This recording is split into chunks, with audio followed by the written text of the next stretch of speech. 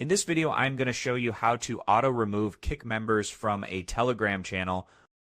So this should be a quick and easy process video. Now just go to your Telegram group. As you can see, these are the members. So if you don't like someone in this group, you can go ahead now. Just keep holding it. Don't click it. Go back and then hold the name of the one you want to kick. Then click on Remove from Group. So now you have removed him.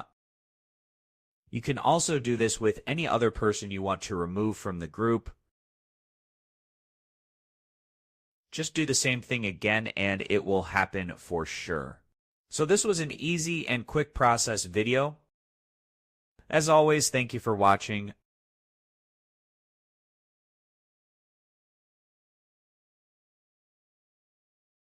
Thank you very much for watching.